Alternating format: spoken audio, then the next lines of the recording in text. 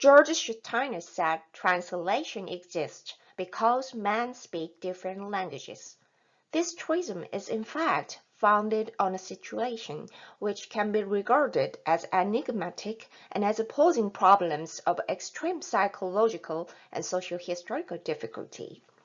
This multifaceted nature of language and communication is profoundly explored in the works of Irish dramatist Brian Friel.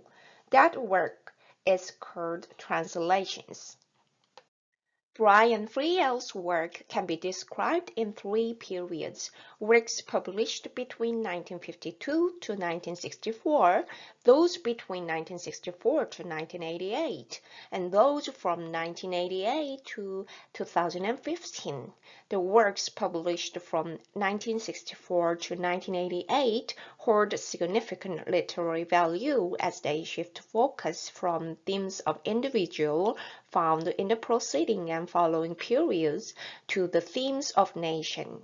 Notably, Translations, released in 1980, explores potent themes of language, identity, and cultural conflict, reflecting the complex historical relationship between Ireland and Britain. This work, through its title Translations, reflects various meanings and themes. In this play, translation is not only about translating Irish place names into English, but also represents the process of change and understanding between two cultures, the identity of each character, and the translation of past and present. In this sense, translations can be summarized in a word as being about invisibility. It revolves around the invisibility of translator Owen, the invisible power dynamics of the British Army, and the invisible conflicts of the Irish. To show this invisibility, this Irish play, being a form of literature primarily aimed at audiences, possesses a dialogic nature. It is created with stage performance in mind, where the story unfolds through interactions and dialogues between characters. Consequently, the themes in the work are expressed in various forms through the discourse of the play, necessitating a rhetorical analysis. First, ethos involves establishing the authority of the speaker. To establish ethos, a speaker must adapt their arguments and language to align with the audience's values, beliefs, and expectations. In translations, the credibility and morality of each character are expressed through their use of language and attitudes. For instance, each character's perspective on language and culture is tied to their moral credibility, playing a vital role in understanding the conflict between Ireland and Britain. So, understanding each characters of this play is very important to understand the ethos. And this is the list of the characters of this play. It is based on August 1833 Belly Bag. Owen is the main character of this play, who serves as a translator from Irish to English, symbolizing change and adaptation. Owen describes his profession as, "My job is to translate the quaint, archaic tongue you people persist in speaking into the king's good English." He is torn between tradition and modernity, representing various responses to the changes in language and culture. Owen's character reveals complex attitudes towards colonialism and its impact on individuals and communities. Owen, who was called Roland by the British soldiers, reveals his real name in the second act, which holds a very symbolic meaning. The scene where Owen's name is misunderstood as Roland represents the misunderstandings and gaps between languages and cultures. It symbolically shows the cultural conflicts and misunderstandings between Ireland and England. Additionally, the Anglicization of Owen's name symbolizes the transformation of both his personal identity and Irish identity. Owen, mediating between Irish and English cultures, experiences tension regarding his roots and identity. Working as a translator, he intentionally provides inaccurate translations to conceal the British military's objectives, demonstrating the actual power of language and its subjectivity. In response to Manus pointing out Owen's translation and the fact that Owen is being called Roland, Owen asserts his perspective by saying uncertainty in meaning is inspired to poetry, who said that this line can be interpreted in light of the translator's invisibility, suggesting that the act of translation inherently involves interpretation and subjectivity, which can obscure the original text intent and cultural context. And in Act 2, Scene 1, when Owen reasserts that his name is not Roland, but Owen, it signifies his personal transformation and growth, showing a deep understanding of his roots and values. Correcting his name can also be interpreted as an act of resistance against colonial pressure and cultural dominance.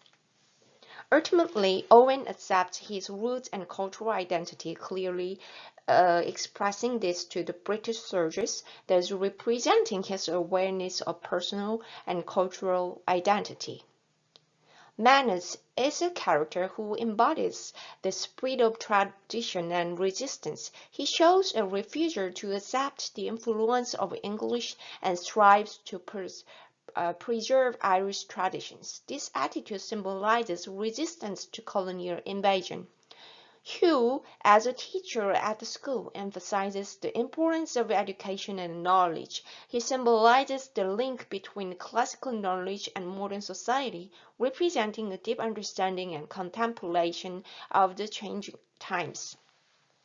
His role as an educator is also crucial, especially in his efforts to teach Sarah, who is mute, to speak her name. This act symbolizes the power of language to give voice to the voiceless, and the role of education is in empowering individuals. Hugh's teachings, which encompass both the classical languages and the contemporary situation, highlight the importance of the knowledge as a tool for both preserving the past and understanding the present.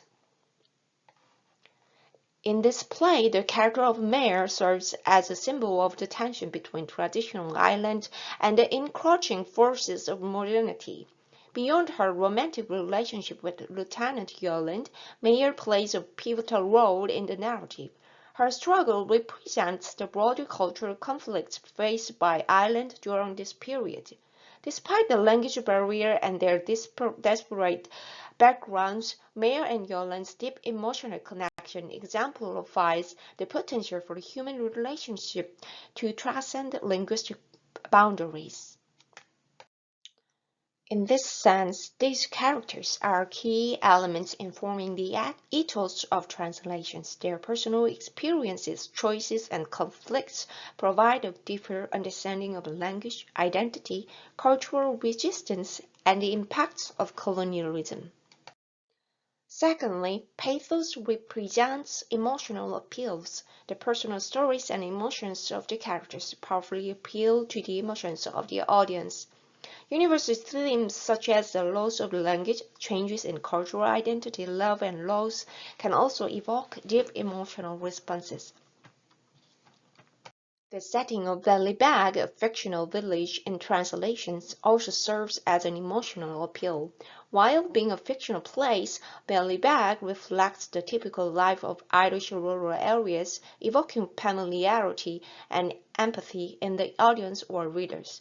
The social and cultural aspects of the village facilitate an emotional immersion in the story. Thus, the setting of Ballybag Village focuses more on emotional elements than other rhetorical elements. This emotional appeal is also exemplified in the scene where Meyer repeats the word earth and shows Yolande a handful of soil. In this scene, Meyer's action is more than just pointing to the dirt. It symbolizes her deep connection with her identity, land, and culture. The inability of Yolande to understand Meyer's pronunciation of the English word is due to the Irish not pronouncing the sounds. The exchange between these two characters, unable to understand each other's language, represents emotional depth and complexity. This scene illustrates the attempt of two people from different cultures and languages to emotionally connect, evoking a strong sense of pathos. Lastly, logos signifies a logical argument. The play logically explores the complex relationship between language and cultural identity.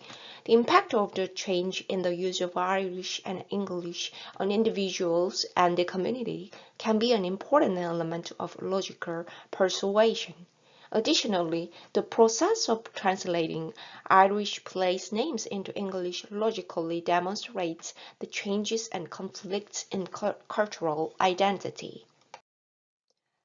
Ordnance Survey. The renaming of Irish place names to English versions is a significant thematic element that highlights the cultural and linguistic changes occurring in 19th century Ireland under British influence. Some examples of these name changes in the play are like this.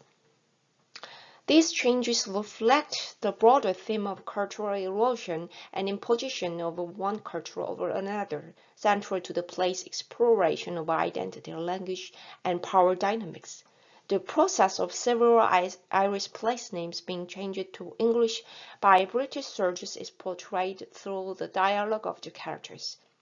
This play process also shows instances where the geographical or cultural characteristics of Ireland are translated into English, resulting in the transformation or loss of the original meaning and context. The effect of logos can be maximized by quoting famous figures. The inclusion of references to notable historical figures such as Daniel O'Connell, Samuel Tyler Coleridge, and William Wordsworth enhances the play's logical appeal. By invoking the names and views of these respective individuals, the narrative gains additional credibility and depth. The following is a part where the name of Daniel O'Connell was quoted. In translations, the use of Greek and Latin can indeed be considered an element of logos. In the context of the play, the use of these classical languages represents education, knowledge, and historical context of language and cultural identity. The character schoolmaster, well versed in Greek and Latin, often uses these languages in his dialogue. This usage reflects his educational background and symbolizes the era's emphasis on classical learning. It also contrasts with the Irish language spoken by many other characters, highlighting the play's central themes of language, communication, and cultural change. The use of Latin is evident in Owen's dialogue as well.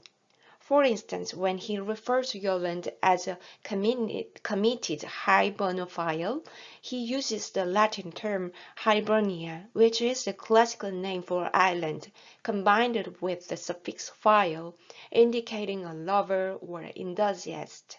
This terminology captures a profound appreciation and interest in Ireland. The term hibernophile extends beyond a mere fondness for Ireland. It suggests a deep-seated understanding and respect for Irish identity, culture, and heritage. In this sense, translations includes the element of ethos, pathos, and logos to create a multi-layered exploration of language, power, and invisibility. The play's intricate portrayal of these elements provides a comprehensive understanding of the complex historical relationship between Ireland and Britain, making it a significant work for both literary and rhetoric studies.